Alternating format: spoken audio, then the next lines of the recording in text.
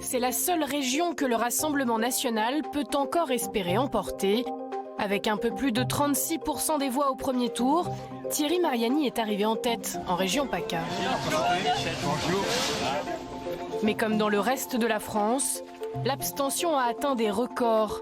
Alors la tête de liste du RN va chercher ses électeurs sur les marchés. Bonjour. Tout se passe bien. Vous direz ça dimanche? Quand vous avez 66% d'abstentionnistes, vous avez des réserves immenses. Vous avez des centaines de milliers d'électeurs qui ne sont pas encore prononcés. Moi, je me tourne vers ces électeurs qui ne sont pas allés voter en leur disant il y a une chance de gagner. Si vous prenez le temps d'aller voter, eh bien, vous pouvez changer le sort de cette région. Face à lui, le président sortant de la région, Renaud Muselier, élu LR, soutenu dès le premier tour par La République En Marche et désormais aussi par les écologistes. Donc je parle aux électeurs en général. Donc je commence à parler aux miens en me disant merci de m'avoir fait confiance.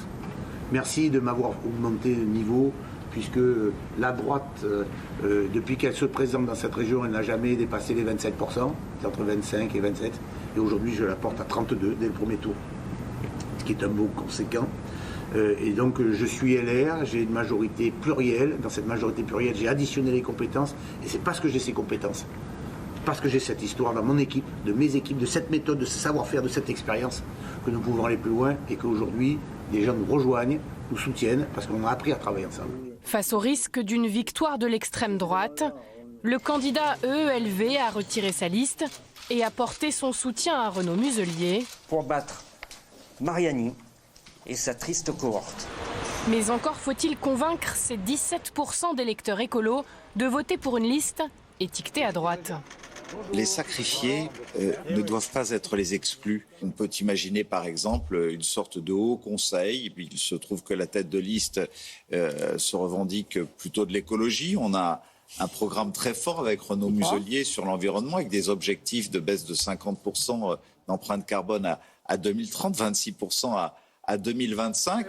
En cas de victoire, les écologistes pourront déposer des motions et s'exprimer dans l'hémicycle, promet Renaud Muselier. Des engagements pour faire aboutir ce front républicain face au RN. Aux yeux de Thierry Mariani, c'est surtout de la vieille tambouille politique. Le schéma devient de plus en plus clair. Je vous rappelle qu'il y a 38 macronistes sur sa liste.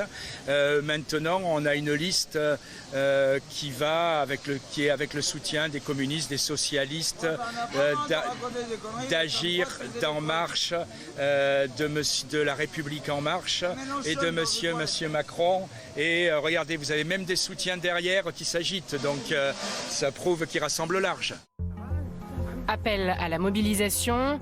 Appel du pied aux écologistes, chacun sa stratégie pour tenter d'attirer les quelques dizaines de milliers de voix qui trancheront le duel ce dimanche.